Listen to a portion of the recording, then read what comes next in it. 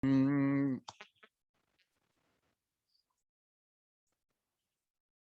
bienvenidos a todos.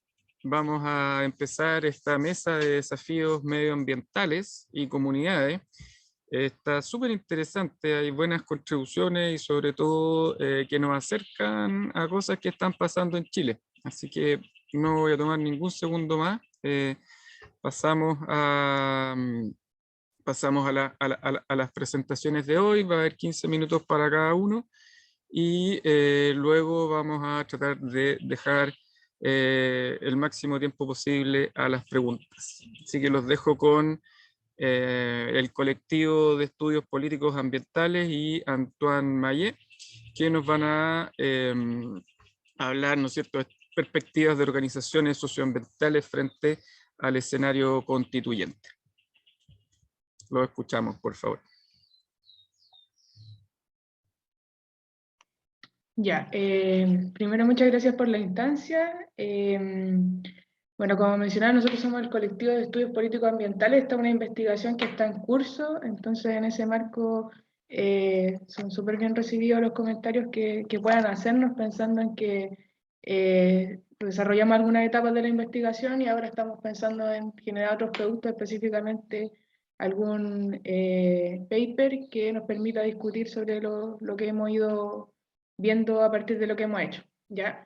Como decían, la ponencia se llama de la movilización ambiental a la Convención Constitucional, perspectivas de las organizaciones socioambientales frente al escenario constituyente. Y voy a exponer yo, Camila Cuevas y Paula Abad, que somos miembros del colectivo. Si puedes cambiar la diapo, por favor. Ya, primero que todo una contextualización. Bueno, nosotros partimos, o de dónde parte esta digamos, investigación. Nosotros partimos a propósito del escenario abierto en octubre del 2019, pensando que a propósito de este escenario se abría una ventana de oportunidades para instalar diferentes demandas, principalmente señalando que se abría un punto de inflexión, que habría una posibilidad de cambio político materializado en un cambio constitucional. No obstante, en términos reivindicativos, ciertas demandas estaban posicionándose de una forma, digamos, relegada en relación a otras, principalmente las que entraron en la discusión fueron las relacionadas con derechos sociales a nivel transversal, por ejemplo, el sistema de pensiones, el sistema de salud, en desmedro de otro tipo de demandas que son más propiamente las territoriales, que nosotros veíamos que estaban un poco pasando desapercibidas, como para entender el descontento generado en octubre y en perspectiva de los cambios que se venían, instalarla. Entonces nosotros partimos de esas inquietudes un poco de ver cuál es el rol de estas demandas y de las actorías de los conflictos territoriales en el estallido en mira al proceso constitucional. Siguiente, por favor. Ya, y pensando en el haber ciertos estudios de conflictos territoriales y específicamente los conflictos socioambientales, nosotros constatamos que estos se estudian en términos generales a nivel agregado, como ha hecho, por ejemplo, el informe COES del 2020. Y por otro lado, hay una proliferación de estudios de casos de zonas específicas, por ejemplo, Quintero Puchuncaví, o por ejemplo, Petorca, ¿cierto? A propósito de las condiciones específicas relacionadas a los problemas ambientales en esa zona. Entonces nosotros lo que quisimos hacer es un poco hacernos cargo de la diversidad organizacional, pero a nivel nacional de esta conflictividad, para, digamos, indagar en motivaciones, en dinámicas de movilización y en general en su actuar en el marco del proceso constituyente. Entonces para eso nos planteamos dos objetivos. Primera instancia, conocer la dinámica de la movilización socioambiental en Chile, y ahí profundizamos en tres objetivos más bien específicos que vamos a indagar ahora, y de otra parte, cuál es el rol de estas organizaciones de cara al proceso constituyente, pensando que además entendemos el proceso constituyente abierto desde el estallido, ¿cierto?, hasta el escenario de cambio constitucional y de discusión que está abierto más concretamente ahora en la Convención. Siguiente, por favor. Ya, ¿cómo hemos hecho esto? Nosotros definimos la investigación como a partir de una metodología mixta, y para eso, o sea, pensando sobre todo en el objetivo que nos propusimos, que era, por un lado, ver a nivel nacional una seguidilla de organizaciones y tendencias generales, y a partir de las tendencias generales levantadas en la primera fase cuantitativa, indagar en motivaciones de las trayectorias o explicaciones a partir de las valoraciones que tenían sobre su participación en el escenario constituyente. Entonces, una primera fase estuvo hecha a partir de una encuesta que hicimos a 41 dirigentes de organizaciones socioambientales a lo largo de todo el territorio nacional, y una segunda etapa que estuvo centrada en una entrevistas semiestructuradas a 10 dirigentes según un muestreo de capas por y según criterios, siguiendo dos criterios: primeramente la equidad de género, y en segunda instancia que tuviera una distribución más o menos homogénea entre las 5 macrozonas del país. Ya, en términos de objetivos, o sea, de resultados, perdón. Primer acercamiento a la caracterización de las organizaciones socioambientales. Siguiente, por favor. Ya, primero, en términos generales, decir, por ejemplo, que a nivel de quiénes son, como para caracterizar a los activistas socioambientales, en primera instancia, destacar que su edad, en general, el 60% o más de los entrevistados, tienen 40 o más años de edad, lo que denota cierta, digamos, expertise al momento entre los dirigentes. Al mismo tiempo, hay una distribución más o menos homogénea entre la cantidad de hombres y mujeres. Y por otro lado, una adscripción muy baja a pueblos originarios, lo cual plantea también que no existe una vinculación directa entre este tipo de conflicto o entre este tipo de activismo y adscripción pertenencia a pueblos originarios. Siguiente, por favor. Ahora bien, otras características, por ejemplo, el nivel educacional de la muestra. En general nos dimos cuenta que la mayoría de los entrevistados cuenta con educación superior completa, y en general educación superior, lo cual nos planteó también, nos llamó la atención, ¿cierto? Digamos, no era un dato que había sido relevado a partir de la bibliografía que nosotros revisamos. Y por otro lado, nos llamó la atención la heterogeneidad dentro de las profesiones o ocupaciones a las cuales estaban abocados los activistas medioambientales, en particular, porque eso denota que no es cierto una demanda a la cual se dirige específicamente ciertas profesiones, y que hablaría de que es un tipo de activismo de cierto nicho de personas, y en general habla de cierta heterogeneidad. Siguiente, por favor. Ahora, algunas claves sobre la trayectoria del activismo socioambiental. Todos o la mayoría de los activistas entrevistados señala que la principal causa para involucrarse en el activismo es derechamente responder a un conflicto presente en el territorio, ¿ya? O sea, levantarse contra la existencia de proyectos, ya sea de índole, no sé, energética o de extractivista, etcétera, etcétera. No obstante, esa causa no es la única. Por ejemplo, se relevan causas, por ejemplo, o sea, se relevan razones de, por ejemplo, de integrarse a una organización para ser parte de la comunidad del territorio, o también porque hay una vinculación, ¿cierto?, importante entre las ocupaciones que ellos tienen y las temáticas propiamente socioambientales. Siguiente, por favor. Ahora, ¿cuál es su relación con la política tradicional? En general hay una clara tendencia ideológica entre los activistas socioambientales. Específicamente, la mayoría de ellos se declaran ser de izquierda o alguna, digamos, ideología que nosotros identificamos como cercana. Si bien, por ejemplo, otro tiene un importante número dentro de la respuesta, dentro del detalle más específico de ese otro se señala, por ejemplo, anarquismo, etcétera, etcétera, que en general son más cercanas a la izquierda que probablemente a la derecha.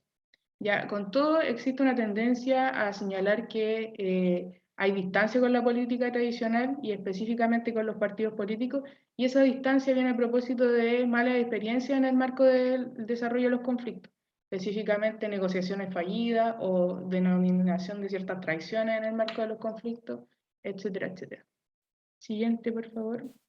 Y finalmente, los principales conflictos en torno a los que los actores se movilizan tienen relación, o sea, son primero que todo, de muy variada índole, lo que nosotros destacamos y que releva un poco las características geográficas del país que plantean diferentes tipos de conflictos. Tienen un lugar importante, como siempre lo han tenido, los proyectos de índole energética y los proyectos extractivos mineros, pero también toman importancia los proyectos extractivos marinos y los proyectos logísticos, que si uno los vincula de alguna otra manera están relacionados, en tanto por ejemplo, proyectos extractivos mineros abren, ¿cierto?, la apertura de ciertos puertos y en definitiva significan un mismo tipo de conflicto, pero que tiene consecuencias variadas para un mismo territorio. Y por otro lado, existe un predominio de conflictos asociados a la iniciativa privada más que a la iniciativa propiamente estatal, lo cual también me parece que ha sido relevado por la bibliografía. Siguiente. Ahora va a pasar mi compañero Paulo a relevar los resultados que hemos obtenido en la segunda etapa, referente a los segundos objetivos. Ya. Muchas gracias, Cami. Bueno, esta segunda parte relata un poco más los resultados del rol que han tenido las movilizaciones socioambientales en el proceso, o lo que nosotros denominamos proceso constituyente. Lo primero es que existe un continuo que nosotros podemos observar de la movilización socioambiental desde la revuelta de octubre y pasando también por la pandemia.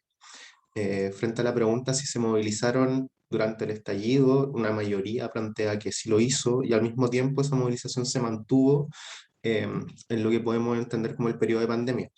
Algo relevante es que las formas de participación, o lo que podemos entender como repertorios, si bien las respuestas más, digamos, repetidas son reflexiones colectivas, declaraciones públicas, etc., ya en las últimas opciones, estas son las formas de participación o de movilización durante la revuelta, ya aparecían reflexiones colectivas de manera más telemática, online, como asambleas, reuniones o coordinaciones con otras organizaciones, que en los datos que nosotros pudimos recabar en la pandemia, eso también se mantiene y aumenta, obviamente, y lo cual es un desafío para las mismas organizaciones socioambientales.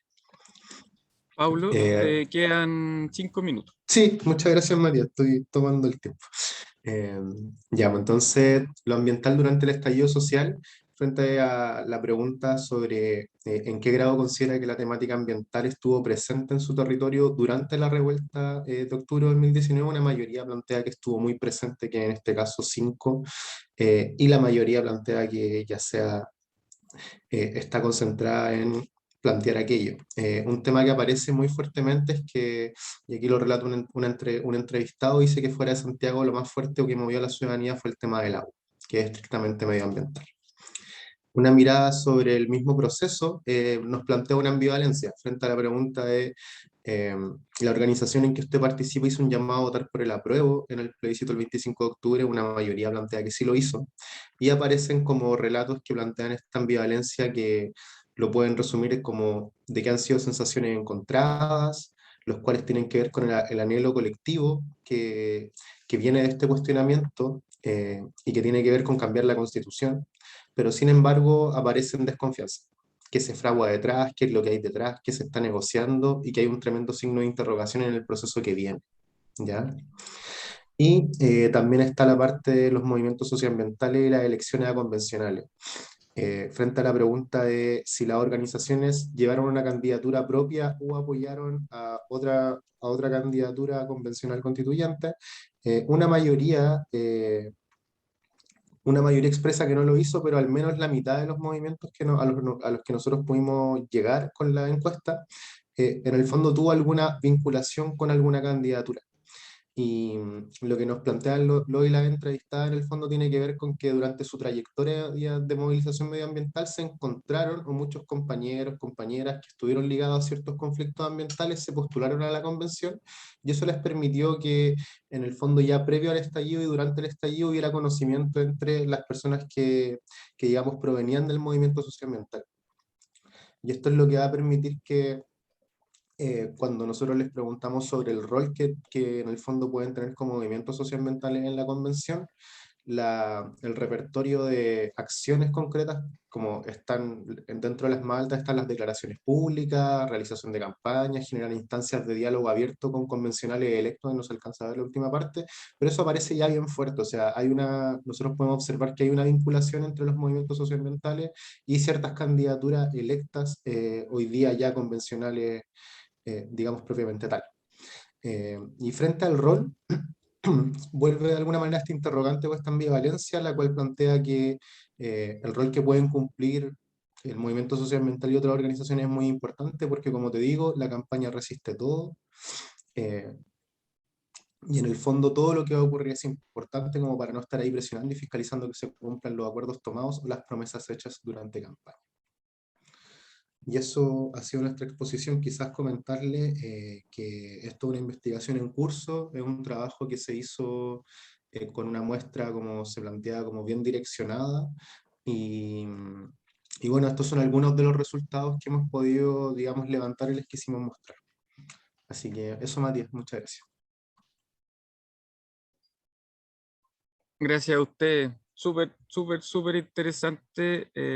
Vamos a tener harto que hablar, pero creo que es bueno después juntar los temas. Así que yo voy tomando nota y hacemos rondas de preguntas al final, conversamos, porque creo que van a aparecer hartos temas en común. Así que, bueno, ahora los dejo con... Sí, totalmente. Apaguemos algo. ¿Qué quieres? El aire, ¿no? disculpa, hay alguien estoy que aquí tiene... escuchando, no me di cuenta. Disculpa, No te Innovacional Spa, tienes tu micrófono prendido, no te puedo apagar, no soy host, pero por favor pon silencio, gracias.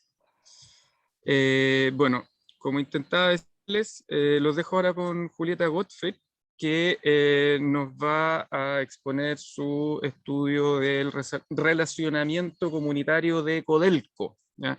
Tema no menor en nuestro país minero. Así que, Julieta, te escuchamos con atención.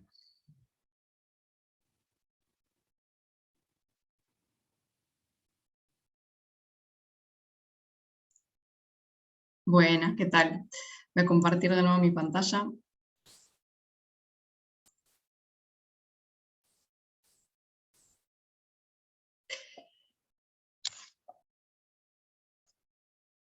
Bueno, buenos días. Mi nombre es Julieta Gottfried y el trabajo que voy a estar compartiendo hoy se denomina Empresas Mineras y Relacionamiento Comunitario en Chile, un análisis a partir del caso de Codelco.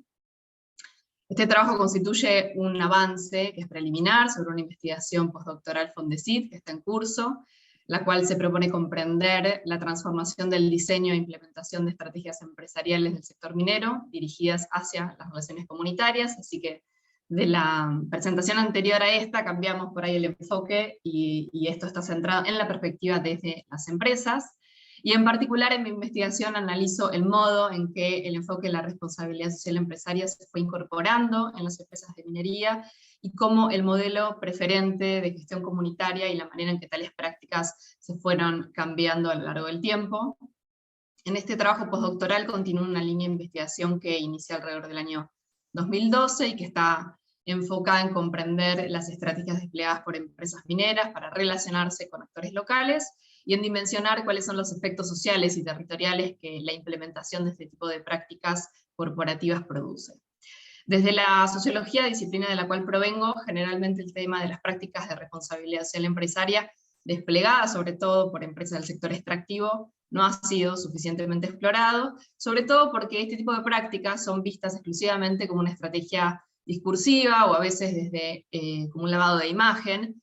Sin embargo, si bien reconozco la importancia de tener un análisis crítico sobre las prácticas empresariales, entiendo que este tipo de mirada sobre la responsabilidad social no permite comprender que la existencia y el despliegue de estas estrategias produce efectos que van más allá del modo en que se desarrollan, y es importante ver cuál es la relación que se genera entre empresa-sociedad, las maneras en las que se reconfiguran los territorios a partir de la implementación de este tipo de prácticas, y en términos más amplios también poder ver las formas en que se expresa la gobernanza de los recursos naturales, ¿no?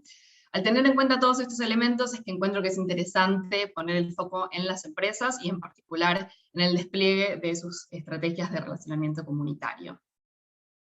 En este marco, la ponencia que hoy estoy presentando se propone reconstruir cómo han ido cambiando las prácticas de relacionamiento comunitario de las empresas mineras en Chile, y en particular me interesa identificar los factores que impulsan los cambios. Concretamente, las preguntas que guían mi trabajo de investigación son: ¿qué factores motivaron cambios en la estrategia de responsabilidad social empresaria de las empresas mineras de gran escala?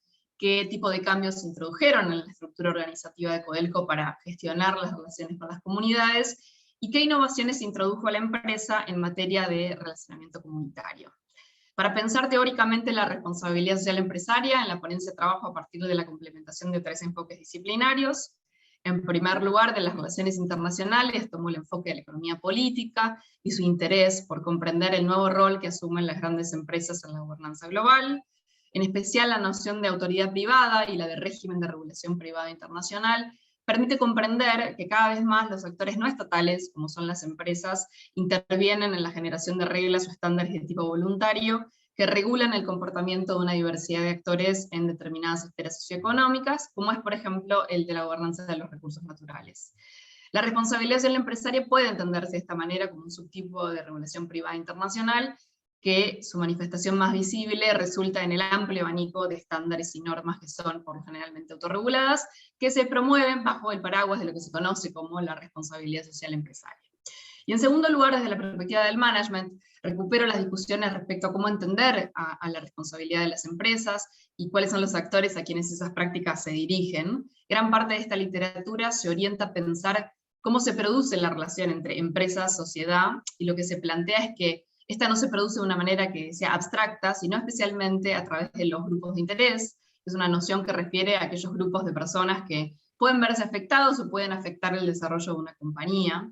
Y el entendimiento de quiénes constituyen o no estos grupos, que son de interés para las empresas, desde luego que varía según el contexto, por lo que sostenemos que esta definición también reviste un carácter que es político, que tiene que ver con que estos grupos de interés son principalmente todos aquellos actores que pueden potencialmente llegar a afectar a los intereses de una empresa. De ahí que en el caso de las empresas mineras contemporáneas, generalmente estos grupos de interés, sobre todo aquellos grupos que son considerados prioritarios, refieren a los actores locales o nominalizados como comunidades, independientemente de si esos actores o no se reconozcan bajo la categoría de comunidad. Y por último, de las ciencias políticas y los enfoques del institucionalismo, retomo el interés por comprender cómo surgen las instituciones, cómo se transforman a lo largo del tiempo, y el institucionalismo nos permite identificar factores externos e internos a las instituciones para explicar su proceso de cambio. Así, por ejemplo, se reconoce que la presión ejercida por el Estado, por ejemplo, en materia regulatoria, o en contextos de conflictividad social, también pueden impulsar y promover cambios en las instituciones, ¿no? A su vez, también se reconocen factores internos a las instituciones que pueden explicar estos cambios, como ser, por ejemplo, la capacidad técnica del personal de un área, la cantidad de recursos disponibles, entre otros de los elementos.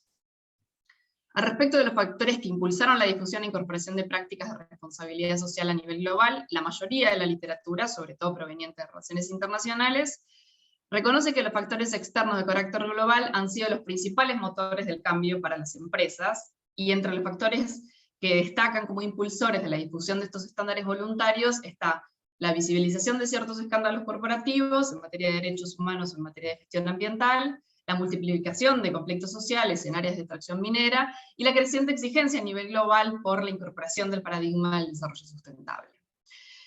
Si bien coincido en la importancia que tienen estos factores externos de carácter global para explicar la difusión de normas y el enfoque de la responsabilidad social empresaria, argumento que cada vez más los cambios en la estrategia de responsabilidad social se explican no solo por estas tendencias globales, sino sobre todo por las presiones ejercidas a nivel nacional y subnacional.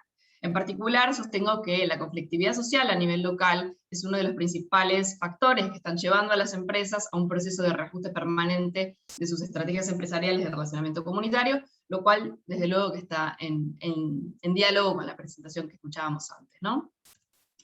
Bueno, para indagar en los tipos de factores que motivan los cambios en la estrategia de responsabilidad social del sector minero, estoy analizando a la Corporación Nacional del Cobre de Chile. Metodológicamente trabajo con un enfoque cualitativo, analizo los discursos, algunas entrevistas a funcionarios de la compañía y a consultores externos. No me voy a extender aquí sobre la cuestión metodológica, después lo podemos conversar si hay interés, pero el caso que analizo es el de Codelco, porque es una de las principales mineras de cobre a nivel mundial, propiedad del Estado chileno, que en la actualidad tiene 8 divisiones, más la Fundación Ventana, 7 minas y la casa matriz. Y con respecto a las prácticas de relacionamiento comunitario de la empresa, hasta el momento mi análisis se ha concentrado en el periodo comprendido entre el 98 y el 2017, porque esta es una investigación que aún está en curso, y hasta el momento logro identificar al menos 3 etapas y una serie de factores que motivan los cambios en cada una de ellas, y es lo que me interesa compartir con ustedes. La primera etapa, señalo que inicia en el 98 y se extiende aproximadamente hasta el año 2005, está marcada principalmente por el cierre de la vida de los campamentos mineros, de las históricas minas de Codelco, como Chuquicamata, por ejemplo, y el traslado de su población hacia las ciudades. El fin de la vida del campamento implica que ese espacio que era cerrado, que era una urbanización propia del modelo del Company Town, ya no existe más y por lo tanto sus iniciativas tampoco pueden dirigirse exclusivamente a esa población que era los trabajadores y sus familias. Por lo tanto, el cierre de los campamentos implica para Codelco principalmente dos desafíos. Identificar hasta dónde llega su influencia territorial e identificar con qué actores de la sociedad debía relacionarse. El primer programa de relacionamiento comunitario que idea Codelco se llamó Buen Vecino, y en algún modo refleja esta idea de que la mina se plantea como una suerte de vecino de los actores locales, con los cuales tiene que relacionarse, y el objetivo de este programa era promover la inserción de la compañía de una forma mucho más abierta con la comunidad. Sin embargo, a partir del análisis de los reportes que refieren sobre todo a los años 99, 2000 hasta el 2003, uno puede encontrar que la noción de comunidad no está estabilizada, y hasta el 2003 aproximadamente la mayoría de las iniciativas se concentran en las ciudades en las cuales los trabajadores de Codelco estaban siendo trasladados. En particular se destacan los convenios de cooperación económica firmados entre Codelco y el gobierno regional de Antofagasta para la construcción de infraestructura de la ciudad de Calama, donde estos trabajadores estaban siendo trasladados. A partir del 2005 identificó una segunda etapa, y esta ya adopta de manera mucho más sistemática la terminología propia de la responsabilidad social empresaria, como es, por ejemplo, la noción de grupos de interés, la de la licencia social para operar, la de comunidades del entorno, y en alguna de sus divisiones comienza a incorporar específicamente gerencias de sustentabilidad para implementar las relaciones comunitarias, y durante esta etapa se redacta también el primer manual de relaciones comunitarias, el código de conducta de la empresa, y entre los principales factores que considero que motivaron los cambios fueron la visibilización de un derrame de relaves en la mina del Teniente, que afectó el estero de Carén, y esto derivó en un conflicto ambiental en el cual intervinieron varias organizaciones sociales, fundaciones como Chile Sustentable y otras, en las cuales se estaba exigiendo la aplicación de normas más exigentes para la empresa, sobre todo en materia de regulación ambiental. Y el segundo factor fue el de una crisis que experimentó la compañía en torno a la donación de $1 millón en el evento Teletón del año 2007, que su estatuto como tal se lo prohibía, y a raíz de este hecho se inician una serie de investigaciones en las que interviene también la Contraloría General de la República, lo cual puso a la empresa en el centro de la escena pública y paralizó durante varios meses las actividades de relacionamiento comunitario. Desde la perspectiva de los funcionarios de la compañía, este episodio terminó por arruinar el poco prestigio que aún le quedaba al programa de Codelco Buen Vecino, ¿no? Y la tercera etapa comienza, podemos decir, ahí en el 2008-2009, se puede extender hasta el 2017, pero esta periodización, como les decía, todavía está en construcción. Y esta crisis que se genera en el problema de la donación, la intervención de la Contraloría General de la República, pone en evidencia que el estatuto de la empresa del Estado le imponía varias limitaciones a la compañía, y en el año 2009 inicia un proceso de reforma que concluye con la nueva ley de gobierno corporativo de Codelco, y también hay otra serie de factores que influyen en esta etapa, como es el cambio de la regulación, ¿no? Desde luego la regulación que se da a partir del año 2010, la creación del Ministerio de Medio Ambiente, el Servicio de Evaluación Ambiental, entre otras cuestiones que influyen el accionar de las empresas y de las empresas mineras en particular. Y para volver al tema de la conflictividad social, cabe mencionar también, en el año 2011 hay algunos eventos que son importantes, como es, por ejemplo, el conflicto ambiental que se da en la zona de Quintreo-Puchuncaví, donde está la refinería de Ventanas, que se visibiliza a partir del año 2011, una problemática de más larga data, con un episodio de intoxicación de niños por inhalar aire con alto contenido de dióxido de azufre. Y el segundo hecho es el del conflicto en la ciudad de Calama, que estuvo paralizado durante varios meses, con cortes de rutas y movilización social, apoyada también por el alcalde de la ciudad, ¿no? Bajo el reclamo que era producimos cobre, seguimos siendo pobres, ¿no? Esto llevó a la empresa a rediseñar hacer una estructuración profunda de su enfoque de responsabilidad social, en activar un proceso de capacitación con expertos australianos en materia de relaciones comunitarias, y fundamentalmente entre el 2012 y el 2015 aproximadamente, ¿no? Se lleva un proceso de capacitación de los trabajadores de esta área de relaciones comunitarias en materia de lo que se denomina diálogo, construcción de consensos y mecanismos de transparencia. Y además de las capacitaciones, la empresa incorpora también nuevas estructuras en su organización, como es, por ejemplo, el hecho de que todas las divisiones pasan a incorporar gerencia de sustentabilidad, de la cual dependen estas áreas de relacionamiento comunitario. Además de una serie de planes para coordinar lo que hacía cada una de las divisiones con la casa matriz, cuestión que antes era un poquito más desprolija de alguna manera. A partir del año 2012, Julieta, la compañía... discúlpate, te quedan 3 minutos. Muchas gracias. La compañía, a partir del año 2012, pone en marcha un nuevo proyecto, que fue el Proyecto Estructural de Medio Ambiente y Comunidades, que implica la creación de nuevos mecanismos institucionales para vincularse con los actores locales, y básicamente lo que hace es el diseño de 4 herramientas justamente para perfeccionar ese acercamiento con la comunidad local. A partir de estas herramientas, la compañía diseña también otros instrumentos, como fue el SIGO, que es el Sistema de Información de Gestión Comunitaria, que le permite monitorear desde la casa matriz cuál es el proceso que lleva a cabo cada una de las divisiones. Hasta aquí ha llegado mi análisis. Como les digo, este es un trabajo de investigación que está en curso, resta seguir explorando con más profundidad si los cambios incorporados a partir del 2012 logran o no fortalecer la capacidad institucional de la compañía para no solamente diseñar e implementar, sino también monitorear sus programas de relacionamiento comunitario a lo largo de todas las divisiones. Pero para compartir algunas reflexiones preliminares, me interesa mencionar 3 avances respecto a las preguntas de investigación que les planteé. En primer lugar, en relación a los factores que impulsan los cambios en la estrategia corporativa, al menos reconozco 3 factores que fueron importantes. Por un lado, la reconfiguración de las necesidades de extracción en cada una de las divisiones, ¿no? Esto se veía claramente con el ejemplo del momento del cierre, del modelo del Company Town y el traslado de la población. El segundo factor es la emergencia y la multiplicación de los conflictos sociales, y el tercero es el cambio de los marcos legales, que se evidencia sobre todo con la creación del Servicio de Evaluación Ambiental. Con relación a la segunda pregunta de investigación, que es sobre los tipos de cambio introducido en la estructura organizacional, vemos que a lo largo de los años la tarea de relacionamiento comunitario ha ido migrando de áreas como comunicación o recursos humanos hasta la creación de áreas más específicas, como son las gerencias de sustentabilidad. Y en tercer lugar, en cuanto al tipo de cambio implementado, se puede visualizar que, si bien las tendencias globales en materia de responsabilidad corporativa, promovidas por el Consejo Internacional de la Minería y los Metales y otras instituciones, fueron influyentes en la empresa, Codelco también tiene una estrategia de relacionamiento comunitario que es propia, innova en materia de relacionamiento comunitario, y esta innovación se refleja en diferentes iniciativas que ha ido creando la compañía a lo largo de los años, como han sido las programaciones culturales, las mesas de trabajo, o programas específicos de monitoreo de prácticas, como ha sido el SIGO, por ejemplo. Bueno, por el momento estas son mis reflexiones que tengo para compartir respecto a mi investigación, que, como les decía, está en curso. Desde ya les agradezco esta oportunidad para presentar mis avances, y estaré muy agradecida de recibir sus comentarios. Bueno, muchas gracias por su atención. Me pueden escribir, este es mi correo si les interesa seguir dialogando. Buenísimo. Gracias, Julieta. Súper interesante. Y creo que es bonito como hemos tenido una visión desde las personas y ahora una súper opuesta, ¿no es cierto? Desde una de las empresas más grandes que en Chile afecta a las cosas que le pasan a las personas, digamos. Sí, creo ya se ve, ¿no es cierto?, harto material para discutir. Y creo que también el aporte de Marcelo Jara, que nos va a hablar de vínculos afectivos, identidad territorial y visión de sustentabilidad en los bronces de la región metropolitana, estar bastante bien, y creo que ahí hay puentes también entre ambas presentaciones anteriores. Así que, Marcelo, te escuchamos también con mucha atención. Súper. Hola, buen día a todos y a todas.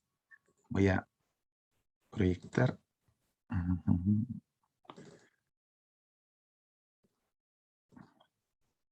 Ahí, no sé si se amplió la presentación. No, bueno, ahí sí. Sí, ahí sí. Ya. Bueno, primero que todo, agradecer la oportunidad de esta instancia de participar en esta conferencia internacional de COES.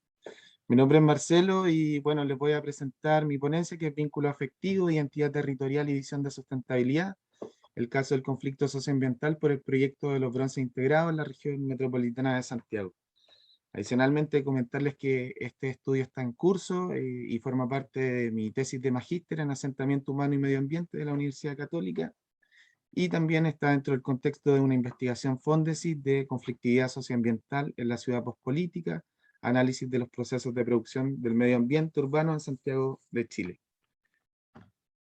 Bueno, para partir con el caso de estudio, primero comentar un poco acerca del contexto de la minería en Chile. La minería es un agente y también una actividad estratégica en el crecimiento económico del país, aporta el 10% del PIB nacional y también tiene importantes impactos en cuanto a oferta laboral, en economía, cultural, política y también, como vamos a ver, en impactos medioambientales. En este sentido, Chile posee el 10% de los recursos mineros del mundo, lo que aumenta el atractivo en torno a la minería, y particularmente relevante para este caso de estudio, referir que el 30% de todos los recursos mineros del país se encuentra en la zona central, pero específicamente ubicado en el yacimiento de los Bronces. Este yacimiento se encuentra ubicado en la cordillera colindante con la comuna de Lo Barnechea. Aquí les presento un breve mapa para que nos podamos ubicar. En función de esto, actualmente Anglo American, empresa privada londinense, tiene actualmente un yacimiento, una mina a rajo abierto que se dedica a la extracción de molibdeno y cobre, y desde el 2019 ingresaron un proyecto, el proyecto de los bronces integrados, del cual les voy a comentar, que sería la continuidad operacional del actual rajo abierto. Este proyecto, los bronces integrados, supone una innovadora metodología de extracción de minerales subterráneas, donde van a operar a 600 metros bajo la superficie y van a extraer principalmente cobre, uno de los cobres de mayor ley y pureza del mundo. Según los criterios declarados por Anglo American, esta metodología de extracción no va a afectar a los glaciares colindantes, no va a generar daño a los ecosistemas y tampoco a la biodiversidad, y también tiene estrictos criterios de sustentabilidad en cuanto a la recirculación del 80% de las aguas que se van a utilizar en esta faena. Este proyecto también es uno de los mayores proyectos mineros de Chile. Va a implicar una inversión de 3.000 millones de dólares, va a producir 150.000 toneladas de cobre, va a generar también 2.850 empleos en su etapa de construcción y adicionalmente 2.000 empleos más en su etapa de operación. No obstante esto, y pese a lo anterior, han existido crecientes y fuertes resistencias socioambientales por parte de activistas, fundaciones, agrupaciones, y la ciudadanía en cuanto a las externalidades negativas que podría generar este proyecto. No solamente la comuna de Lo Barnechea, que es la más cercana, sino que también otras comunas que forman parte del área de influencia de este proyecto, que es la comuna de Colina, Los Andes, Lo Barnechea, e indirectamente otras comunas o sectores como el sector El Melón. La afectación a los glaciares puede ser tan grande que podría afectar al abastecimiento de agua para gran parte de la región metropolitana. Aquí les presento algunas imágenes para que también se pueda ver cómo es el espacio geográfico. Acá está la actual mina a rajo abierto de los Bronces de Anglo American, y acá el glaciar La Paloma, el Parque Hierba Loca y glaciar Olivares, solamente para tener una imagen de cómo es el territorio. Bueno, y dicho esto, yo me posiciono desde la perspectiva de los activistas socioambientales para poder dilucidar y comprender cómo los afectos y la vinculación con el territorio tiene una incidencia o no en la defensa del territorio. Y en función de esto, el enfoque teórico gira principalmente en tres ejes. Uno que tiene que ver con los afectos de las emociones, comprendidas como un proceso de afianzamiento o apego al territorio, o determinados discursos ideológicos que van más allá de la racionalidad, es decir, que no se pueden sustentar en una cuestión puramente intelectual o racional, sino que van más allá y tiene que ver con una identificación emocional que no siempre es consciente. El segundo eje tiene que ver con un posicionamiento desde la ecología política, pero específicamente desde la geografía socioafectiva, los cuales se entienden como aquellos lugares que están en constante tensión producto de estas actividades extractivas y que afectan las condiciones emocionales y afectivas de sus habitantes. Y finalmente el extractivismo habla un poco acerca de esta relación intrínseca y cómo se ha perpetuado el colonialismo a través del extractivismo en la región, principalmente de Latinoamérica, en donde tierra y territorio han sido asociados gradualmente a su significado productivista, con una lógica racional, positivista, resultando en una intervención desproporcionada al medio ambiente y el sometimiento de todas las formas de vida. Aquí no. Ahí. Bueno, y como le adelantaba, la pregunta de investigación tiene que ver con de qué manera los afectos y emociones inciden en la defensa del territorio en disputa por parte de los activistas socioambientales presentes en la configuración de este conflicto. Y en línea con ello, el objetivo general es comprender cómo y de qué manera los afectos y las emociones inciden en la defensa territorial por parte de los activistas socioambientales. En cuanto a la metodología, voy a pasar esto más o menos rápido. Bueno, este estudio se fundamenta en un enfoque metodológico cualitativo de investigación, porque lo que intenta es comprender la narrativa, los afectos y las percepciones que activistas socioambientales tienen acerca del conflicto. Para poder responder a las preguntas planteadas, utilicé distintas fuentes de información, bueno, y analicé 539 observaciones de participación ciudadana en el marco del Servicio de Evaluación Ambiental del Ministerio de Medio Ambiente. Complementariamente, también realicé 12 entrevistas en profundidad a activistas socioambientales pertenecientes a distintas comunas, Lo Barnechea, Colina, el sector El Melón principalmente. También realicé el análisis de 39 columnas de opinión en las plataformas digitales, donde también se podían entrever distintos actores, agentes territoriales, la ciudadanía, agrupaciones y fundaciones ambientales y activistas socioambientales. Y tras esto realicé la triangulación y la integración de la información para poder presentar los principales resultados. Bueno, quisiera partir mencionando que la defensa socioambiental está interrelacionada a distintos tópicos que le dan fuerza y también fundamento. Quizás por la misma naturaleza de la defensa socioambiental, el principal eje de defensa hace referencia a temas medioambientales. Pero sí es importante mencionar que un eje central en esta dimensión es el referido a la defensa y a la demanda en torno a los glaciares. Y en este sentido, los glaciares se tornan centrales debido a su importante papel de abastecimiento hídrico y también de regulación térmica para las comunidades y localidades presentes en el territorio. Y también, eventualmente, para la región metropolitana. En este sentido, las operaciones de Anglo American a través de este proyecto Los Bronces Integrados podría afectar gravemente a los glaciares y con ello se generarían efectos acumulativos y también sinérgicos que podrían socavar la salud, la biodiversidad, la flora, la fauna y en definitiva la estabilidad ecosistémica del territorio.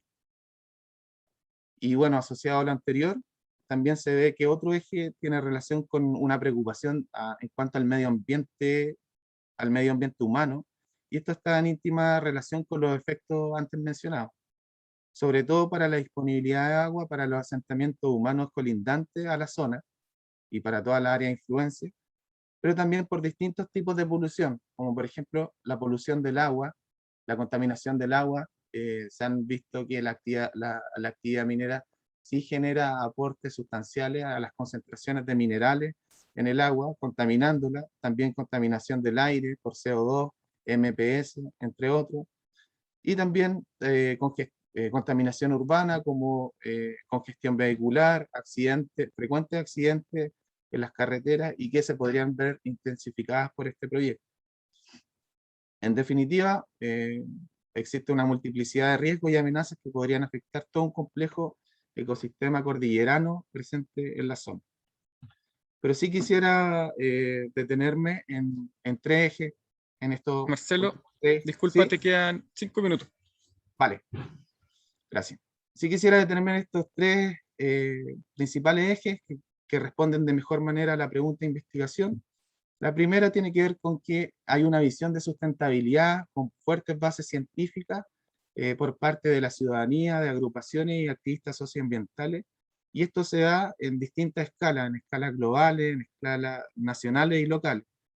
Y referido al cambio climático y a la crisis climática, los discursos se van articulando en torno a la contaminación que genera la minería, que es considerada como uno de los carbon mayors, es decir, aquellos rubros que más emiten gases de efecto invernadero a la atmósfera, y también esto se va complementando con el escenario hídrico, la mega sequía y la escasez hídrica que se vive en el país y específicamente en la zona central. Y finalmente la visión de sustentabilidad también se va articulando en torno a salvaguardar los recursos presentes para las futuras generaciones. En cuanto a los vínculos afectivos, es posible también ver que a través de la densidad y espesura de las representaciones psicológicas que activistas socioambientales ofrecen del fenómeno, es que se puede dar cuenta del complejo imaginario y simbólico que gira en torno al territorio, en donde la defensa socioambiental va más allá de las condiciones físicas o materiales y de sustentabilidad, puesto que lo que se pone en valor también es la vida anímica, afectiva y sociopsicológica de los activistas y de la ciudadanía. Y es aquí donde los conceptos de identidad y vinculación afectiva nos permiten también generar un acercamiento reflexivo y analítico de lo que significa el territorio para los activistas, para las fundaciones y para la ciudadanía. Y de acuerdo con esto, el medio ambiente es considerado como ese espacio-lugar que, aún siendo externo, forma parte de lo más íntimo, de lo interior de los sujetos y de las comunidades. Lo externo e interno forman parte de un sistema psíquico intersubjetivo, siendo el centro de la subjetividad lo que está allá afuera. Es decir, lo que forma parte de la identidad es específicamente eso que está allá afuera, el medio ambiente y las interrelaciones que se generan con la montaña, con la cordillera, con los glaciares, con la flora y la fauna. Por otro lado, también quisiera mencionar un punto importante que se ha dado en los resultados de este estudio y que tiene que ver con la salud y el bienestar de los activistas socioambientales, el cual además se da en un contexto en donde Chile no ha suscrito al Acuerdo de Escazú, el cual podría haber sido una interesante herramienta jurídica de respaldo al despliegue de la actividad de defensa. Un tópico recurrente y muy frecuente en este estudio, en donde más del 80% de los activistas entrevistados hace alusión a la violencia, al amedrentamiento, persecución y hostigamiento que agentes territoriales señalan sufrir en su ejercicio de defensa territorial por parte de instituciones públicas y privadas, en donde se generan distintos tipos de violencia, como violencia física, violencia simbólica, psicológica e inclusive violencia comunitaria. Y de acuerdo con esto, ese es un punto de análisis que permite abrir una reflexión en torno a la importancia de fortalecer la institucionalidad para salvaguardar la legítima posición de estos actores sociales y su defensa socioambiental. Y ya para ir cerrando, para las conclusiones, los resultados aquí mencionados también permiten abrir un campo de reflexión sobre la necesidad de reevaluar los instrumentos de evaluación ambiental, los cuales se han centrado en una mirada tecnocientífica, con una racionalidad positivista, siendo incapaces de aprender y comprender otras dimensiones involucradas en los territorios, las necesidades de sus habitantes y el sentir de estos. De esta manera, estas temáticas abren la discusión sobre la idoneidad del instrumento de evaluación del Ministerio de Medio Ambiente y además ofrecen la posibilidad de ampliar los impactos que generan los proyectos en los territorios, puesto que no son meramente ambientales o materiales, sino que están interrelacionados a otras dimensiones de interés sociocultural, de interés identitaria, arqueológica, científica, histórica, emocionales y también los llamados intangibles que se despliegan en el territorio. Eso es. Muchas gracias. Muchas gracias a ti, Marcelo. ¿Marcelo o Marcelo? Porque en el Excel lo tenía como Marcelo y acá te veo como Marcelo. No, Marcelo. Marcelo. Alias Marcelo. Alias Marcelo, ya. Ok. Primero me gustaría hacerles como una pregunta muy breve. Ya creo que me responda muy breve y después quiero hacerle unos comentarios un poquito más de fondo, porque me queda una duda metodológica, así como un poco general. ¿Toda la investigación la hicieron vía internet o parte de sus trabajos fueron presenciales en cada uno? O para tener una idea, así muy grosso modo, mitad, 100%.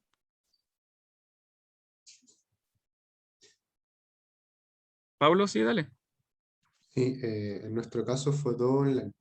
Todo online, perfecto. Toda aplicación de instrumentos fue, o sea, el cuestionario se envió en un cuestionario online. Listo. Ah, perdón. Clarísimo. Respuesta breve. Julieta, Camila. Perdón, está respondido Camila ya, sorry. En mi caso, solamente pude tener una entrevista presencial y todo el resto fue también online. Online. Súper. Sí. Julieta. Esta fase es presencial, pero la anterior era en base a terreno, pero fue terreno 2018-2019. Pre-pandémico. O sea, físico, digamos. Tenemos dos investigaciones esencialmente virtual y una física, ¿ya? Entonces, respecto a lo virtual, creo que hay que como reconocer ese aspecto. Es importante mencionarlo, ¿cachai? Por claridad y sin para nada invalidar la investigación, pero más bien recomendarles que se metan un poco, revisen literatura reciente de etnografía, ¿ya? Es etnografía mediante vínculos virtuales, ¿ya? Ha tenido un desarrollo metodológico importante en los 2 últimos años por razones obvias, ¿ya? Y ayuda bastante a encontrar buenas recomendaciones y todo, ¿ya? Yo lo encuentro una herramienta súper interesante porque te permite levantar casos como los que ustedes hacen, ¿no es cierto?, en breve tiempo en todo Chile, y es súper importante en Chile, si no es súper difícil llegar a todo Chile. Así que yo lo encuentro una herramienta súper valiosa y lo recomendaría como meter en metodologías recientes que han generado avances al respecto, ¿cachai? Creo que es una buena consolidación metodológica para este tipo de, para validar aún más, digamos, este tipo de metodología. Eso, pero bueno, no quiero quedarme en detalles, digamos, porque creo que acá hay temas súper de fondo, ¿ya?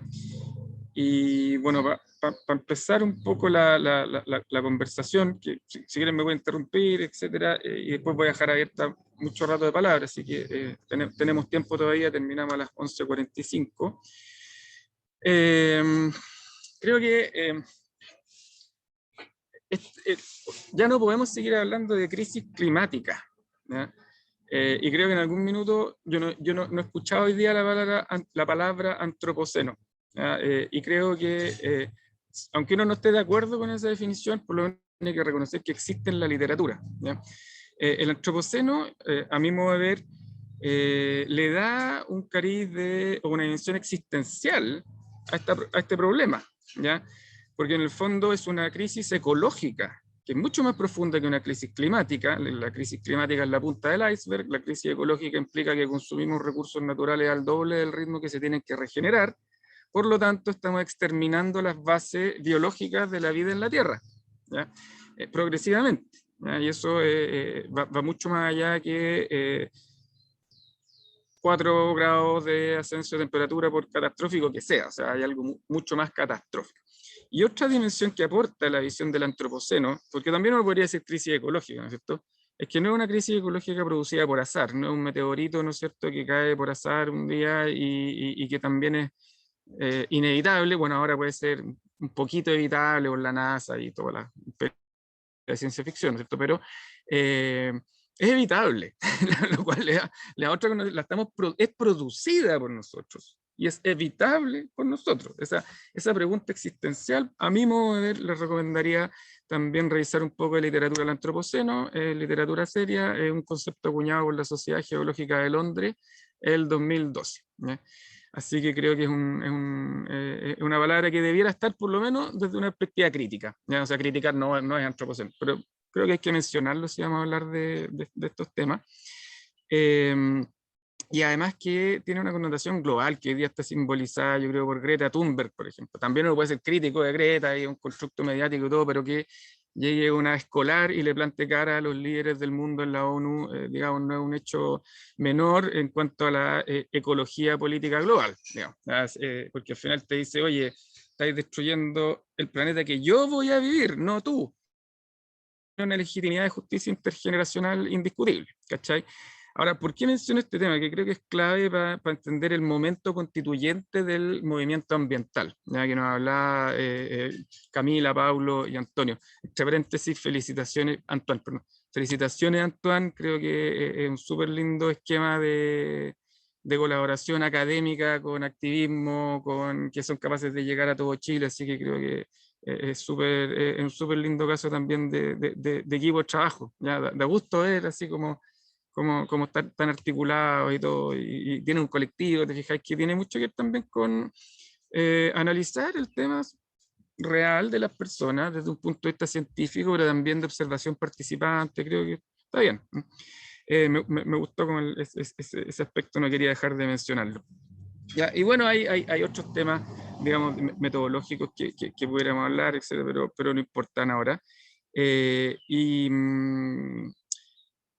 Sobre todo, creo que ahí aparece como el buen vivir como aspiración universal, porque la observación esta de que hay pocos pueblos originarios, ¿no es cierto? Aunque eso también puede ser un sesgo de selección, porque son más difíciles de acceder, etcétera. Pero que en el fondo la demanda ambiental no es solo originaria, pero sí está fuertemente relacionada con lo originario, con pueblos indígenas u originarios, existen las dos denominaciones, porque es una aspiración universal, ¿no es cierto?, del buen vivir, y el buen vivir en general tiende a apropiarse de parte de los pueblos originarios, o asignarse a los pueblos originarios, pero algo súper universal, es como vivir en armonía con mi entorno, ¿ya? Y en el fondo es recuperar algo que hizo la humanidad desde que existimos como civilización, que es dar más a la naturaleza de lo que se le quita, ¿ya? Eso es cultivar la naturaleza, ¿no? Y el buen vivir se hace en eso, ¿ya? Y hoy día lo opuesto, ¿ya? Estamos quitándole el doble a la naturaleza de lo que le damos, ¿ya? Por decirlo de alguna manera, y eso nos tiene en la crisis ecológica que viene, ¿ya? Y súper interesante el momento constituyente, y me voy a seguir refiriendo a eso después, ¿ya? Porque aparece bastante en los otros. Y de otro lado, creo que en ese sentido, ¿cierto? La respuesta de responsabilidad social empresarial, ya de empresas como Codelco y todo, se queda bastante corta todavía, ¿ya? ¿Por qué? Porque hay una realidad económica diferente, ¿ya? Yo entiendo la racionalidad económica de una empresa minera, pero en el minuto en que consumimos más de lo que se regenera, pasamos de una era de abundancia natural a una era de escasez natural, ¿ya? Eso es aproximadamente el año 2000. El antropoceno implica una era de escasez natural. Y la economía política, o más bien la ecología política, yo entiendo que debiera regular lo escaso, ¿no es cierto? Y lo escaso antes era la tecnología, hoy día es la naturaleza, lo cual implica un multiplicador de -1 para todos los incentivos económicos. Es brutal la transición en que estamos, ¿ya? Pero es real, está apoyada en un sustento científico indiscutible. Entonces, ¿cómo hacemos este ajuste de economía, ecología, política, ¿no es cierto? Es mucho más radical que ir, ¿no es cierto?, haciendo ajustes de abuenarse con las comunidades. No es una crítica al trabajo de Julieta, digamos, pero es mi crítica a lo que veo en una reacción muy tardía de parte de la industria extractiva en Chile a lo brutal que es el cambio de incentivos y de regulaciones que se necesita para sobrevivir. Es bien brutal todo esto. Entonces hay que tomarle el peso a todo lo que implica. Ahora sí creo que en el caso de Codelco se ha avanzado bastante. Yo sí creo que hay avances relevantes a partir de la última etapa que menciona Julieta.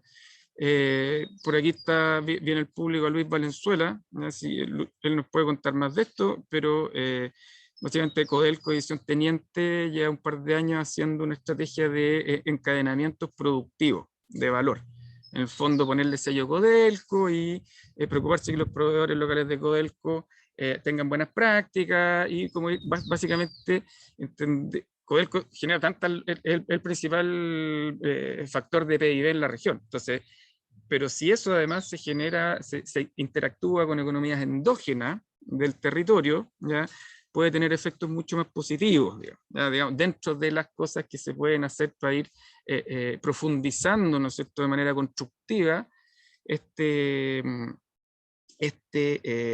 relación de las personas, ¿ya? Que no pasa, yo diría, esencialmente hacia el futuro, digamos, hoy día sí, ¿ya? Pero no pasa esencialmente por el trabajo, sino que por el respeto de lo afectivo y de la salud de las personas, ¿ya? Que es lo que nos habla, Marcelo, Marcelo. ¿Por qué? Porque al final es un problema económico, ¿ya? Admitiendo, ¿no es cierto?, que tenemos que empezar a regular lo escaso, ¿ya? Podemos discutirlo, a lo mejor alguien no está de acuerdo, y yo creo que hay que regular los casos y los casos de la naturaleza, ¿ya? Hay que poner los incentivos del otro lado, no arriba, sino que abajo, en las personas. Y segundo, aprovechar la información que existe para efectivamente cuantificar lo incuantificable que es el daño ambiental, ¿ya? Y eso es súper difícil de lograr, ¿no? Pero es un problema de optimización económica, esencialmente, ¿ya? No nos del paradigma, no, en fondo no es cambiar los teoremas de la economía, es poner un multiplicador de -1 y listo, ¿ya? Es fácil para la economía, es radical, pero al mismo tiempo no es tan complejo. Y aquí voy con esto, a que si logramos visualizar el verdadero costo, no monetario, ¿ya? Integral, de una actividad extractiva, minera u otra, ¿ya? Podemos negociarlo, ¿ya? Y en el fondo eso establece una regulación automática en que las empresas van a tener que invertir en más tecnología para reducir el impacto ambiental hasta que ese impacto ambiental sea aceptable por la comunidad que va a ser afectada, ¿ya? Es algo bastante lógico desde el punto de vista de la ecología política local, ¿ya? Estamos hablando bottom-up. El momento constituyente en Chile ahora es un gran empoderamiento bottom-up. Son representantes de las personas y por eso están súper abiertos a interactuar con las movilizaciones, ¿no es cierto?, con la gente, porque sinceramente están interesados, no están ahí apernados en el poder por X años, sino que sinceramente están ahí. Yo he hablado con varios, digamos, y es notable la buena voluntad que tienen los constituyentes, ¿ya? Y la apertura, la transparencia que han tenido. Pueden ver todas las sesiones de la Asamblea Constituyente por convención.tv, o sea, y están todas grabadas, ¿ya? Así que si tienen alguna duda de lo que se está conversando, que no tiene nada que ver con lo que dice los grandes medios de prensa, entre paréntesis, ¿ya? Tampoco puedo dejar de mencionar ese tema que es importante. Y en esta optimización económica, ¿no es cierto?, yo creo que el aporte de Marcelo es súper interesante en el sentido que me recuerda una literatura que existe también de modelos de información geográfica que intentan valorizar el paisaje, ¿ya? Hay una rama de literatura por ese lado. Es súper interesante porque sin ser reduccionista de los afectos, digamos, ¿ya? Sino más bien darle valor a los afectos, ¿ya? Y en el fondo visualizarlos, y tú puedes ponerle un ponderador, y tú le decís, mira, y eso se puede hacer, y se ha hecho, de hecho. Tú haces una encuesta en el territorio, los geolocalizáis, qué valor tiene para ti esto otro, efectivo, y tú los visualizas, y eso después puede ser un mapa interactivo, que voy a hacer un proceso de participación ciudadana, que las personas te dicen, mira, eso tú le estás poniendo poco valor, para nosotros es más valioso lo que tú pensás, ¿ya? Y visualizarlo bien, y simular, y decir, mira, y esto es el impacto ambiental. Y en el caso de la mina, ¿ya?, de la que habláis de los bronces, hay soluciones tecnológicas, ¿ya? Si sacamos de en medio el tema del empleo, ¿ya?, porque encuentro brutal justificar este proyecto porque voy a hacer 2000 empleos de meter a personas a túneles 600 metros bajo tierra. Yo no le deseo eso a nadie, ¿ya? Sobre todo que hoy día te lo puede hacer un robot por una fracción del costo, con un túnel chiquitito, ¿ya?, con buena tecnología. Hoy día tú tenías unos gusanitos robots que los podéis mandar para abajo y van siguiendo la veta. ¿Y cómo seguir la veta? Porque tiene conductancia eléctrica, compadre, y se da solo. Un bicho que va y te saca cobre, digamos, eso se puede fabricar hoy día, ¿cachai? Lo que pasa es que es caro.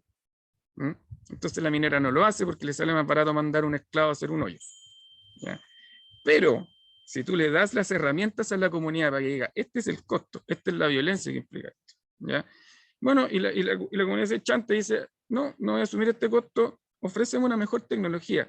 Y a largo plazo es win-win, porque la empresa va a evolucionar tecnológicamente, va a tener mucho más rentabilidad, ¿no es cierto? Después habrá que entender cómo se redistribuyen esas riquezas, ¿ya? Pero ese es otro tema, ¿ya? Y no quiero alargarme más, digamos, la otra tecnología es muy interesante, son los camiones eléctricos mineros. Suben liviano, les ponen carga y bajan pesado frenando, y cuando los eléctricos frenan, acumulan energía, entonces al bajar acumulan más energía. Son camiones de emisión cero, se están usando en países nórdicos, obviamente. Y bueno, para terminar nomás, creo que del proceso constituyente va a salir un empoderamiento local muy importante, tanto de pueblos originarios como de otras formas de autodeterminación local, y yo creo que las empresas se tienen que preparar para decir que hay un derecho al territorio, ¿ya? Tal como el derecho a la propiedad, el EFEDRA, yo considero también que hay un derecho al territorio, que es un derecho a vivir en armonía, un buen vivir con el territorio, y que si una comunidad se opone a un proyecto extractivo, hay que respetarla, ¿ya? Y negociarlo, y visualizarlo y optimizar la relación hasta que logre ser provechosa para ambos, ¿ya? La tecnología existe, pero tenemos que invertirlo en multiplicadores, y eso parte por que las comunidades probablemente van a poder ejercer su derecho al territorio cuando haya una nueva constitución. Así que creo que son ponencias que nos muestran harto lo que está pasando en Chile, y es súper interesante, pero no quiero monopolizar la conversación, así que abro la palabra, pueden ir levantando manos, ahí vamos, tomemos de 3 en 3, partamos de 3 en 3 para ir sumando cosas y no tampoco dilatarnos tanto. Manito, te veo, Joaquín, levantando mano, pero hay una manito ahí en reacciones, ¿ya? Por favor pónganla, porque ayuda, porque se van ordenando en orden de palabras, ¿ya? Pero dale, Joaquín, si tú ya has levantado el tema técnico. Bueno, muchas gracias, Matías. Si no encontraba la manito, así que gracias por la indicación. Voy a hacer tengo unos comentarios cortos para la ponencia de CEPA y un par de preguntas para las otras dos ponencias. ¿Las hago todas juntas, Matías? Sí, dale, todo junto. Vale. Bueno, lo primero, partiendo con la ponencia CEPA, bueno, felicitarlo, me parece un trabajo muy interesante y que supone bastantes contribuciones, digamos, tanto empíricas como teóricas respecto a lo que está pasando hoy por hoy respecto a esta relación entre instituciones, proceso constituyente y movilización social. Así que bueno, dicho eso, tengo una duda. Me parece interesante el tema de la aplicación de la encuesta. Respecto a la parte de repertorios de acción colectiva de parte del movimiento medioambiental, les quería preguntar si es que tienen el desagregado de lo que ustedes consideraron por protestas y cómo esas protestas se diferencian de otros repertorios de acción colectiva.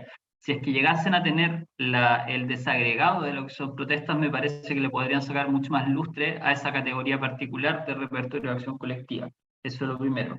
Lo segundo es respecto a cuando ustedes hablan de que los dirigentes medioambientales que fueron encuestados y que son parte del trabajo que están desarrollando en términos empíricos, son de izquierda efectivamente, pero tienen una relación un tanto lejana o de desconfianza respecto a las instituciones políticas, particularmente partidos políticos. Y esto tiene que ver con una memoria o cierta trayectoria anterior, ¿no?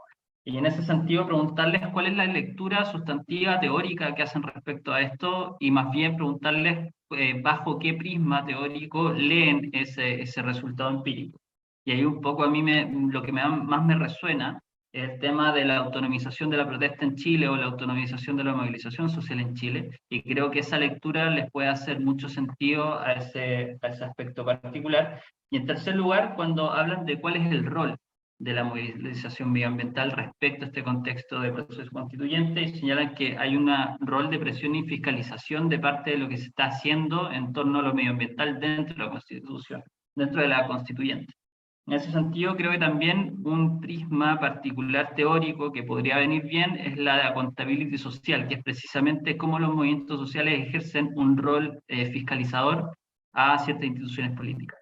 Eso por el lado de CEPA, y nuevamente reiterar las felicitaciones, me parece que es un gran trabajo.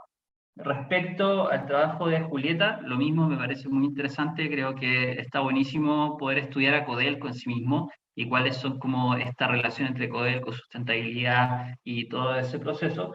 Una pregunta bien corta que es metodológica.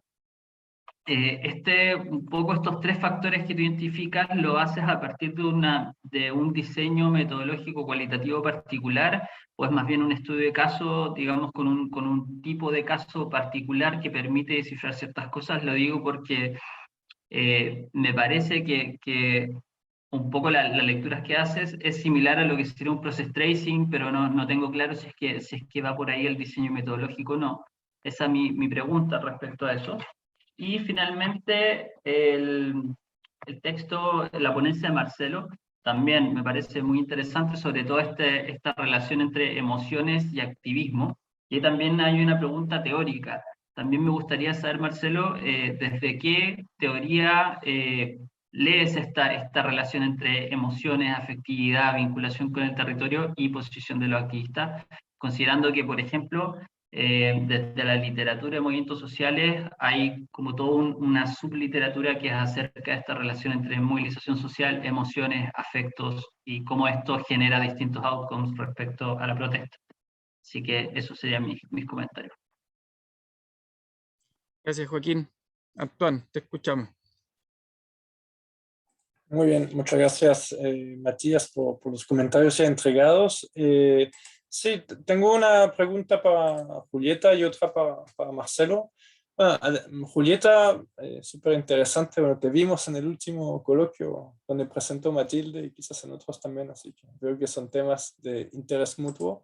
Me sumo a la pregunta de Joaquín porque me pareció súper interesante cómo formulas la pregunta, tratando ahí de dar una cierta profundidad histórica en la reflexión. Y mi duda en el fondo es un poco sobre el encadenamiento que tú propones, porque quedaba como un resultado el cambio organizacional dentro de Codelco. Y me preguntaba si el cambio organizacional no podía ser más bien también un factor de cómo cambiaba la relación, la política de relacionamiento comunitario. O sea, ¿cómo ves tú ahí un poco la secuencia, si lo dejas solo como en aspecto contextual grande, o si hay cosas que pasan dentro de la empresa que pueden llevar también a que finalmente cambie, o si es retroalimentación, etc. Y para Marcelo, bueno, era muy interesante la presentación, creo que hay que hablar mucho de los bronces que está pasando aquí para los que vivimos en Santiago justo encima y que no se habla mucho de sus implicancias, encuentro. O no lo suficiente al menos, y me quedé con una duda respecto creo que era la última lámina, con esta sensación de estar intervenido que reportaban varios activistas. Más allá de la sensación, hay evidencia de que pueda haber ciertas, qué sé yo, operaciones de información, o sea, de inteligencia, o simplemente canales ahí de tratar de estar en contacto con la movilización. O sea, ¿qué hay? Si pudiste observar algo más que esta declaración que finalmente da cuenta solo de una sensación, pero ¿qué sustento hay para esto? Gracias.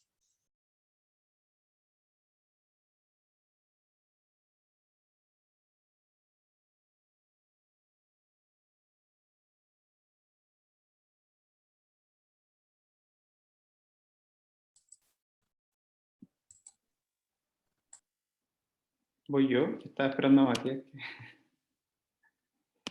Sí, por favor, dale. Ya, disculpe.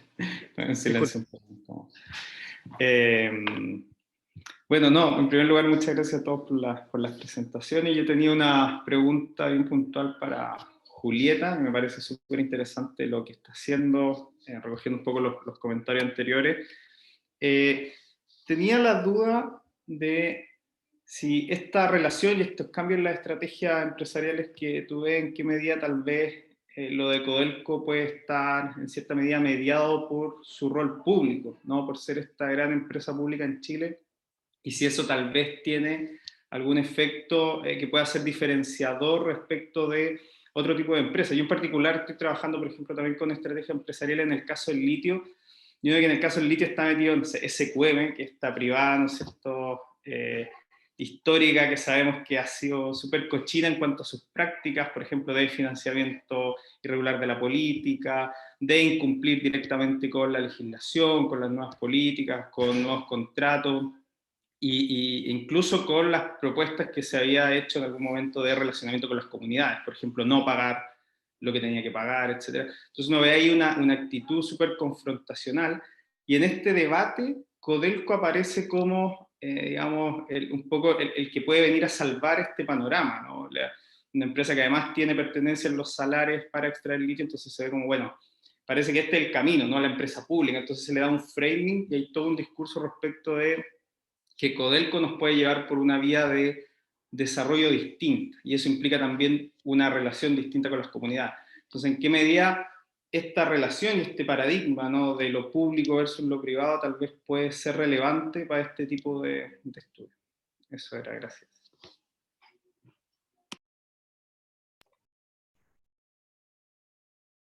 Sí, bueno, agradecer los comentarios. Yo quería igual preguntarle a Julieta como qué cambios ha podido observar con lo que lleva de trabajo realizado respecto al RCE como en Chile, o sea, en este caso de su caso de estudio en Chile, que es Codelco, con lo que ella puede manejar en Argentina. Porque el otro que no es menor es el tipo de empresa, pues, como el enclave minero como que tiene varias características que su RCE es súper contencioso respecto a sus mismas comunidades. Y a Marcelo preguntarle cómo, en el fondo, cómo él se fue vinculando con esta misma protesta ambiental que en algunas fotos él mostró. En el fondo hizo un barrido de harto material, y por lo que alcanzó a comentar hizo un par de... logró hacer algunas entrevistas, pero también como preguntan, en el fondo preguntarle su vínculo con, digamos, con este conflicto ambiental que para la gente que está en Santiago es bastante presente. Súper, gracias por las preguntas. Paulo, ¿podéis bajar la mano, porfa, para refrescar el orden? Eso. Muchas gracias por las preguntas. Y bueno, también pueden levantar la mano los expositores para ir respondiendo respectivamente. También se agradece responder todos juntos para ver si alcanzamos a tener otra ronda de preguntas.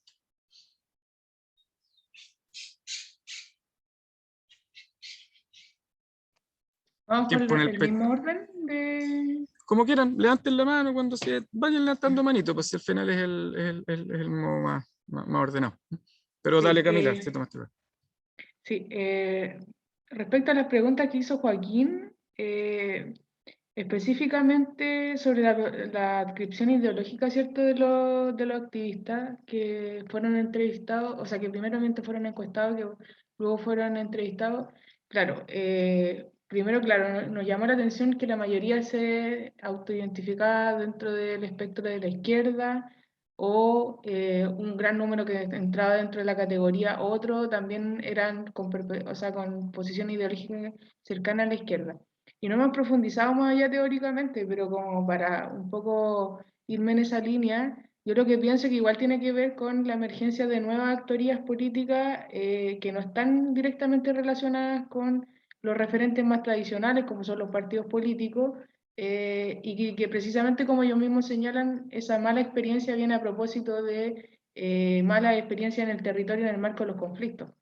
Y eso es recurrente, no tan solo en lo que vimos en esa, digamos, fragmento de entrevista, sino que en otras entrevistas vuelve a aparecer, y también yo creo que lo confirma un poco esta idea no sé, de convencionales constituyentes que van en el marco que van a la constituyente, pero que van por fuera de alianzas de los partidos, y que en el fondo dan cuenta de que hay un entramado como de organizaciones que han estado funcionando a propósito de conflictos territoriales y que ahora tienen esta emergencia y esta emergencia, digamos, se toma distancia respecto de la izquierda más tradicional. Eso en relación a eso. Respecto a los repertorios de protesta, no tenemos desagregado qué hitos específicamente de protesta, si son más bien contenciosos, si son de otro tipo, sino que en general como que la pregunta fue a cuáles eran formas de participación en el marco del estallido, primeramente, y después cuáles eran sus estrategias de incidencia en el marco de la Convención Constitucional. Entonces, eso más específicamente no está. Y eso más que todo, yo también quería plantearle una pregunta a Julieta, me pareció súper interesante su ponencia, y específicamente quería ver si se plantea, o sea, si vio o consagró como qué grupos de interés son los que participan o que están dentro del marco de acción de la estrategia de responsabilidad social empresarial que tiene Codelco. Porque de alguna u otra forma me estoy pensando que esos grupos, digamos, inciden en cómo se define esa estrategia, y de otra parte, claro, situar de repente un punto de comparación con otro tipo de empresas que son privadas, porque derechamente creo que va a haber como una diferencia en relación a ese tipo de empresas, pensando en que el rol que ejerce Codelco a nivel nacional y cómo, digamos, cuál es el imaginario que está detrás de Codelco también para, digamos, la ciudadanía en general. Eso. Matías, no sé si puedo complementar lo de Camila. Sí, porfa, mira, Lucho, te anoto para la próxima ronda de preguntas. Partimos por ti, pero porfa, los expositores responden las preguntas que ya salieron y así vamos a lo siguiente. Ok. Complementando lo que planteaba Camila respecto a las preguntas de Joaquín, es interesante que incluso dentro de la identificación de estrategias para poder influir en la convención, estas son distintas, está como lo que uno podría considerar como más tradicional, como marcha barricada, pero al mismo tiempo están otras formas de influir como generar documentos, hacer campañas comunicacionales, e incluso lo que puede llamar la atención, y eso lo voy a vincular con la pregunta de la accountability social, es que plantean hacer reuniones con convencionales o instancias que en el fondo los vinculen a ellos. En el fondo pensando respecto a cómo influir en la convención. Y respecto a esta literatura, yo creo que nos viene muy bien, sí, como algo que con Camila mencionamos al principio, es que la intención de participar en esta conferencia era en el fondo presentarse los resultados y generar cierta discusión a partir de aquello. Y respecto a eso, algo que es interesante y que uno lo puede ver también como en algunas otras investigaciones que hemos podido ir conversando también digamos, con el equipo o que nos ha tocado acercarnos, es que la relación entre los movimientos socioambientales y algunas candidaturas, o lo que uno podría plantear como cierta como existencia de convencionales que adscriben o vienen de movimientos medioambientales, es que en sus distintos territorios también se conocen. Y que esa accountability ahora también como que tiene la posibilidad de incluso tener personas que participaron de movimientos ambientales o socioterritoriales que están dentro del mismo órgano de la convención y que se han nutrido, o incluso sus equipos de trabajo forman parte, digamos, personas que activamente siguen en el activismo ambiental. Súper, gracias. Oye, por favor, brevemente, pasemos a los otros expositores. No sé, Julieta o Marcelo, si quieren responder. Sí, yo si quieren puedo tratar. Obviamente que nos quedan pocos minutos, así que por supuesto que agradezco las preguntas y desde ya que no voy a poder completar una respuesta, pero trato de dejar, aunque sea algunas pinceladas de ideas, pero me llevo sus interrogantes para seguir trabajando. Respecto a la pregunta de Luis Valenzuela que aparecía en el chat, si he incorporado hechos de desastres naturales, antrópicos o cambios perceptuales de vulnerabilidad de la ciudadanía, puedo contestar que desde luego que el accionar de la empresa en diferentes casos, como desastre natural o eventos antrópicos como pueden ser accidentes relaves, es diferente. Los desastres naturales como el terremoto del 2010 le permite a la empresa construir una imagen de un rol activo en el territorio desde luego y poner a disposición toda su maquinaria y sus recursos, lo cual de alguna manera le permitió a la empresa como fortalecer su liderazgo a nivel territorial. Sin embargo, otro tipo de eventos como pueden ser los relaves o las emisiones de sus refinerías, son bastante más complicados en términos de legitimidad social y imagen corporativa. Yo creo que eso todavía es algo que de hecho a esta empresa, como a muchas otras del sector privado, también les cuesta reponerse, es decir, les cuesta asumir responsabilidades por sus impactos y por sus daños. Me preguntaban las diferencias respecto del sector público y del sector privado, desde luego que las hay, y lo mismo entre el caso de Chile y de Argentina. Yo en el caso de Argentina he estudiado dos empresas también de carácter privado, que eran Barrick Gold, que también interviene en Chile, y la empresa Glencore. Y si bien hay similitudes respecto de las líneas de responsabilidad social empresaria que implementan sus programas, sobre todo muchos siguen las guías del Consejo Internacional de la Minería y los Metales. También, como les decía, para mí hay algunas particularidades que tienen que ver con un proceso de innovación propio de Codelco y con su larga trayectoria en el país.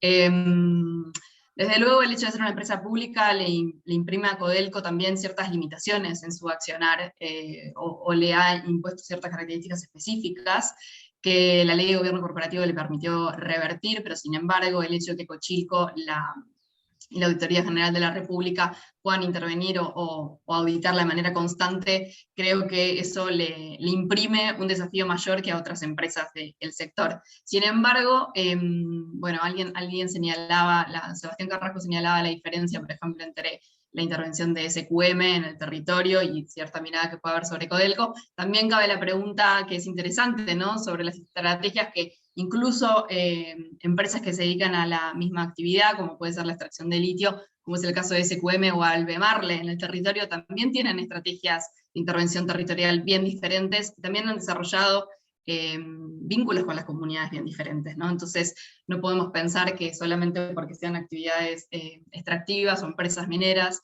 tienen la misma estrategia y tienen los mismos resultados. Desde luego también, y esto respondiendo un poco a la pregunta de Antoine, hay factores que son externos, que tienen que ver con el contexto nacional o subnacional, que le imprimen una particularidad, pero también hay factores internos a las empresas y que tienen que ver con cómo desarrollan capacidades en sus áreas de gestión, y el área de gestión comunitaria es una más. Desde luego que para empresas que se dedican a la extracción minera o a otras, el hecho de tener que desarrollar un área específica de relacionamiento comunitario es algo bastante novedoso y que todavía, como yo decía, me parece que muchas de estas áreas fluctúan en su capacidad de intervención, que tienen en algunos años algunos avances, pero también muchos retrocesos, sobre todo para considerar sus factores internos. Uno de los problemas que tienen es la capacidad para retener ese personal que fue formado, ¿no? En el caso de Codelco creo que eso les ha ocurrido, si bien han tenido años, 2012, 2015, donde han puesto muchos recursos para hacer formación de personal, después otras empresas también lo llevan a trabajar a otros territorios, entonces creo que eso es una dificultad para la implementación de sus estrategias. Voy a dejar para acá porque sé que tenemos poco tiempo, pero de nuevo agradezco muchísimo sus preguntas. Súper, gracias Julieta. Marcelo. Sí, muchas gracias por las preguntas, voy a tratar de responderlas. Con respecto a lo que preguntaba Joaquín, creo que esa pregunta ha sido uno de los grandes desafíos de este estudio, porque lo que he encontrado sobre geografía socioafectiva ha sido poco. Yo además soy de profesión psicólogo, entonces estoy tratando un poco de trazar puente entre la psicología ambiental, la geografía y estos temas más asociados también a la sociología. Sí, autoras que he revisado ha sido Consuelo Viskupovich, Alice Poma y Marién González, y también desde la geografía a Enrique Aliste y otros. Así que desde lo que sí me interesa harto es trazar un puente desde como de estas disciplinas hacia el psicoanálisis. Creo que el psicoanálisis tiene algo que decir con respecto a la mente, que la mente no es una reducción subjetiva, sino que la mente se encuentra en los artefactos culturales y es intersubjetiva, esa es la cualidad. Así que estoy ahí un poco tratando de hacer esos puentes. Con respecto a lo que dice Antoine, solamente más o menos el 80% de los activistas entrevistados mencionaron esto, lo que eso generó harta curiosidad sobre lo que estaba sucediendo. Sin embargo, no tengo nada más concreto que el discurso y el sentir de los activistas socioambientales, y también poca y escasa literatura respecto a la violencia de activistas socioambientales. Sí hay un estudio, en este momento no recuerdo el nombre, pero sí declara que Latinoamérica es la región más golpeada por la violencia hacia activistas ambientales, específicamente Brasil. Y finalmente lo que preguntaba Paulo es que, bueno, este conflicto comienza el 2019 y producto de la pandemia se fue retrasando, se pausó y el conflicto siguió un poco por redes sociales. Así que no he tenido la oportunidad de involucrarme, ya que yo tomé este caso ahora el 2021. Estamos esperando a ver qué pasa con el Servicio de Evaluación Ambiental y ver si se reactiva para poder incorporarme y seguir con esta investigación. Eso. Muchas gracias nuevamente. Súper, gracias Marcelo. Miren, me acaban de decir que tenemos que terminar a más tardar a las 10:50, ¿ya? Así que el que quiera retirarse obviamente puede hacerlo, es la hora acordada, pero Si alguien quiere hacer alguna otra pregunta, algún otro comentario, yo feliz de aprovechar estos 5 minutos. Mientras piensan y se organizan para levantar la mano. Respecto, me gustó mucho eso que dijiste de la mente intersubjetiva. Creo que es una buena, es un buen concepto para entender lo que está pasando como a nivel de antropoceno, de movilización, porque ya entendemos que somos parte de una misma tierra. Entonces, creo que es una súper buena expresión de una mente intersubjetiva, ya que participa de nuestro sentir, de nuestro afecto, modifica nuestro afecto interno y todo, así que creo que es súper interesante. Y también mencionaste otra palabra entretenida. Es interesante que vengáis del psicoanálisis para aportar, para nutrir esta conversación, ¿cachai?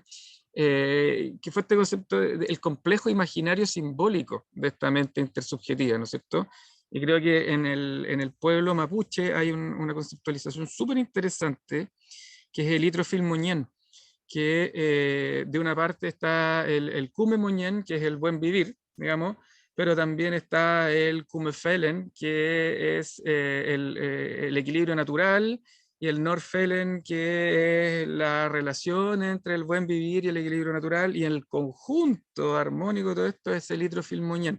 Es súper complejo como entenderme yo, la naturaleza, nuestra relación y todo eso. ¿Te fijáis? Es bien interesante como yo diría, arquetipo de esta mente intersubjetiva que encontramos en un pueblo originario específico, que es el pueblo mapuche que tenemos aquí viviendo con nosotros. Es interesante, encuentro interesante ese cruce entre psicoanálisis y intersubjetividad, así que me parece súper buena apertura, no la tenía en mi radar. Julieta. Sí, quería aprovechar que teníamos unos minutos más para utilizar la pregunta de Luis Valenzuela de nuevo como un disparador, como un diálogo entre aquellas que estudian conflictividad social y en mi caso que estudio por ahí la perspectiva de las empresas. Luis preguntaba cómo ha cambiado la noción de las zonas de sacrificio y su efecto en la estrategia de las comunidades y sustentabilidad de Codelco. Y bueno, y justamente me parece, ¿no?, que en este panel una de las cuestiones que estamos tratando es el aumento, la emergencia y diferentes dimensiones de los conflictos sociales, que de hecho han llevado, desde luego, a repensar, a discutir esta noción de zona de sacrificio. Desde luego las mujeres de la zona de Quintero Puchuncaví han discutido esta noción, ¿no?, y poniendo su cuerpo como territorio para expresar una crítica también a esta noción de zonas sacrificadas, sacrificables. Y entiendo que justamente este cambio en la noción de la zona de sacrificio también lo que lleva o tiene efectos en las estrategias de las empresas, ¿no? Digo, justamente me parece que hay para quienes estudiamos análisis del discurso, desde luego que los discursos o las narrativas son una producción donde uno tiene que pensar el enunciador y el coenunciador, ¿no? A quienes se dirigen esas discursividades, cómo responden, o como nos diría Bakhtin, todo enunciado, todo discurso tiene un carácter de respuesta, y sin duda las estrategias corporativas son también una respuesta a esta nueva conflictividad. Entonces, me parece que si bien estamos estudiando cosas distintas, hay un puente, hay una comunicación que es muy importante establecer, que es que desde luego los discursos empresariales están en diálogo y están en respuesta a la conflictividad, ¿no? Eso quería sumar. Bueno, ahora sí que nos toca el tiempo, debemos terminar ahora. Oye, nuevamente agradecerle a todos, súper interesante las ponencias, yo aprendí muchísimo hoy día, además estuvo entretenidísimo, y así que sigan, o sea, por favor sigan, creo que son investigaciones que tienen un montón de potencial y ojalá volvamos a encontrarnos y a volver a conversar de todos estos temas. Y no puedo irme sin decir que yo creo que tal como la noción de zona de sacrificio obviamente cambia el comportamiento de la empresa, la Constitución va a cambiar la zona de sacrificio, yo creo, a un carácter de violencia socioambiental inaceptable, ¿ya? Así que yo creo que, espero que se acabe, ¿ya? Porque yo comparto esa opinión de que no es aceptable con la tecnología que existe hoy día una zona de sacrificio. Eso. Muchas gracias a todos y espero verlos pronto. Cuídense mucho. Chao, muchas gracias. Chao, gracias. Gracias, Matías. Gracias a todos. Chao.